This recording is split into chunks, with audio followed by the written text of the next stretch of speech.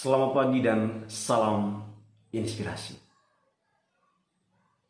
Pertanyaan awal untuk sahabat-sahabat Mosaik Inspirasi. Siapakah Anda ketika Anda berurusan dengan lembaga keuangan bank? Dan siapakah Anda atau apa sebutan Anda ketika berurusan dengan lembaga keuangan koperasi kredit? Ada dua istilah yang akrab sekali di telinga kita dalam keseharian. Pertama, nasabah, dan yang kedua, anggota ketika berurusan dengan dua lembaga keuangan ini. Saat ini saya akan menjelaskan tentang arti kata nasabah dan arti kata anggota, dan kapan atau di mana kita harus menggunakan istilah itu, sebutan itu, dan apa dampaknya. Dan yang terakhir yang ingin saya sampaikan, bahwa dengan dua penjelasan ini nanti saya berharap teman-teman bisa untuk mengambil keputusan apakah saya harus menjadi anggota atau saya harus menjadi nasabah.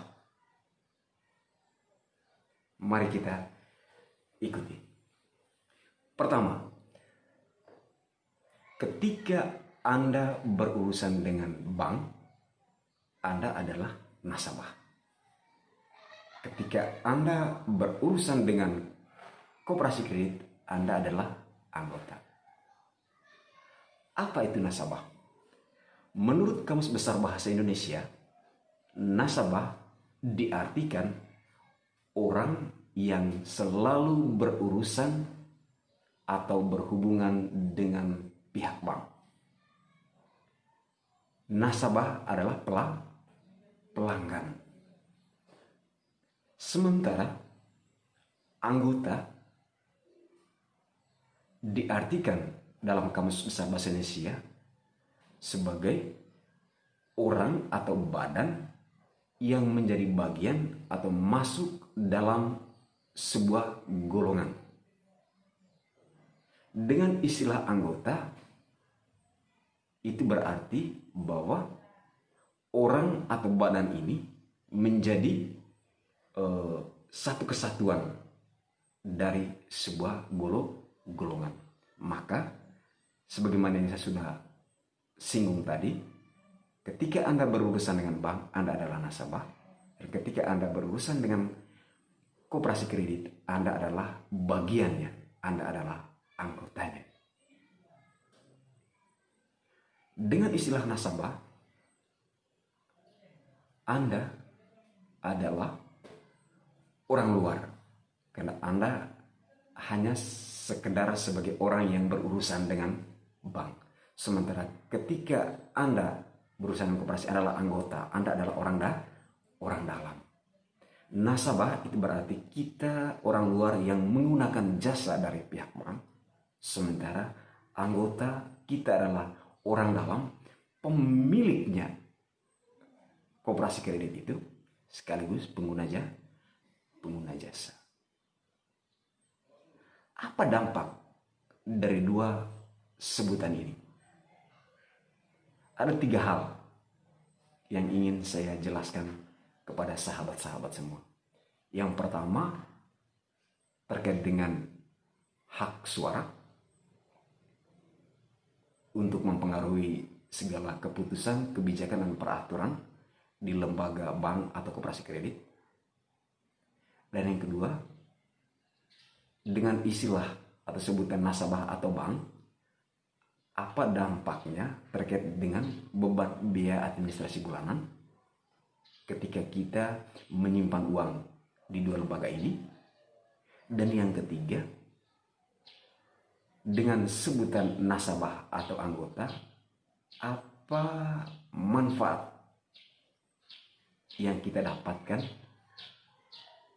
ketika dua lembaga ini mengecap keuntungan atau memperoleh keuntungan. Mari kita jelaskan satu persatu. Yang pertama, nasabah. Nasabah tidak memiliki hak suara. Kenapa? Karena kita bukan pemegang saham. Pemilik sahamnya bank adalah orang-orang yang punya duit banyak, yang menanamkan sahamnya di lembaga bank ini, dan mereka sajalah yang punya hak suara untuk mempengaruhi segala keputusan, segala kebijakan, dan segala peraturan yang ada di pihak bank. Nasabah tidak memiliki uang saham di lembaga perbankan. Oke, kita mungkin memiliki simpan, tapi itu bukan simpanan saham.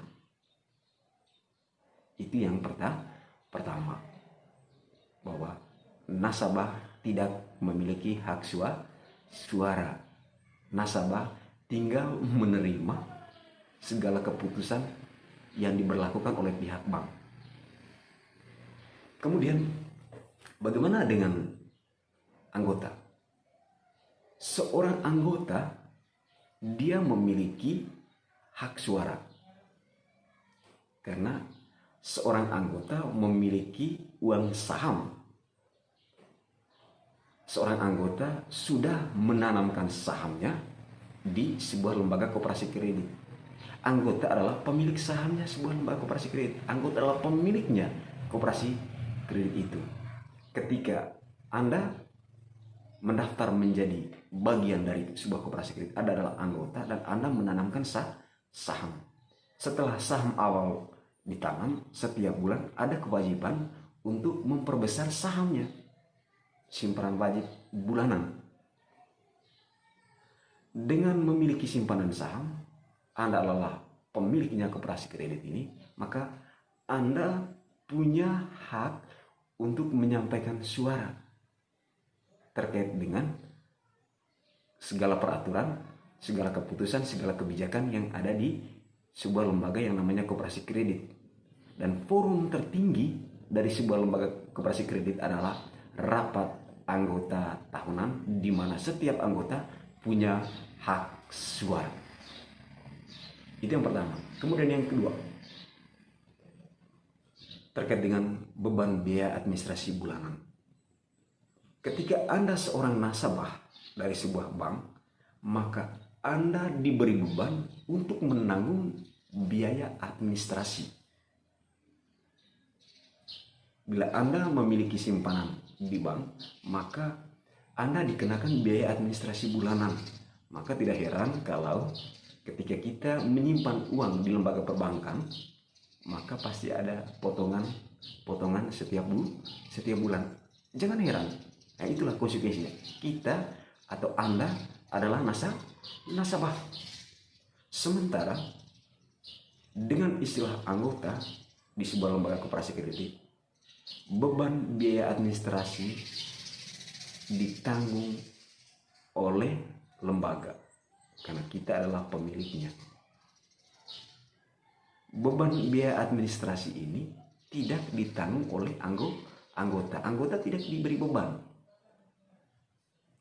untuk membayar biaya administrasi bulanan karena kita adalah bagian dari lembaga koperasi kredit. Sehingga ketika Anda menyimpan uang di lembaga koperasi kredit, uang Anda tidak akan pernah berkurang. Catat itu. Beda dengan bank, pasti ada potongan biaya administrasi bulanan.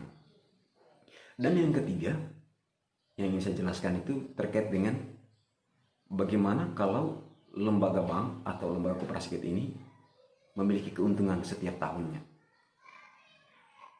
Apakah keuntungan itu dibagikan juga kepada nasabah atau dibagikan juga kepada anggota? Oke, saya mulai dari yang pertama. Dengan istilah nasabah, kita ini orang luar, maka keuntungan dari lembaga bank itu hanya dinikmati oleh para pemegang sahamnya. Sementara bila ada keuntungan dari lembaga koperasi kredit, maka keuntungan itu dibagikan kepada anggota-anggota yang adalah pemilik sahamnya. Setiap anggota pasti akan mendapatkan balas jasa sesuai dengan partisipasinya dalam koperasi kredit setiap tahun. Bila Anda sudah pernah bergabung atau sedang bergabung dengan sebuah lembaga koperasi kredit, setiap tahun pasti Anda akan menerima yang namanya jasa simpan dan jasa pinjam Anda.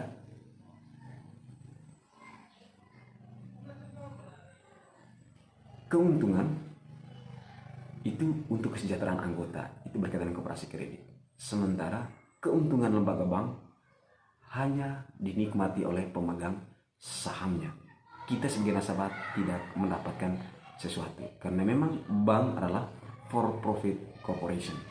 Sementara koperasi kredit orientasinya adalah kesejahteraan anggota, not for profit.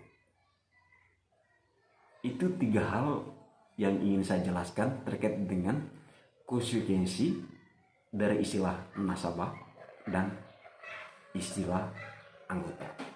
Saat ini teman-teman, sahabat-sahabat Mosaik Inspirasi sudah tahu apa bedanya nasabah dan anggota. Harapan saya Anda tidak salah lagi menggunakan sebutan nasabah atau anggota. Jangan sampai Anda sudah terdaftar di sebuah koperasi kredit, Anda menyebut diri sebagai nasabah. Itu salah. Anda adalah anggota. Atau Anda menyimpan atau meminjam uang di bank, Anda menamakan diri sebagai anggota bank. Jangan, itu salah. Anda adalah nasabah dengan segala konsekuensinya sebagai nasabah dan dengan segala konsekuensinya sebagai anggota dari sebuah koperasi kredit. Jangan sampai salah lagi menggunakan atau menempatkan kedua istilah itu. Yang berikut, Anda sudah tahu apa dampaknya ketika Anda adalah nasabah, ketika Anda adalah anggota. Saat ini dengan pemahaman yang saya sudah jelaskan ini, sekarang Anda memutuskan mau menjadi anggota atau nasabah dengan segala konsekuensinya sebagai nasabah dan segala konsekuensinya sebagai anggota. Demikian saja yang ingin saya bagikan di pagi hari ini untuk menginspirasi sahabat-sahabat semua. Semoga bermanfaat. Sekian dan salam inspirasi.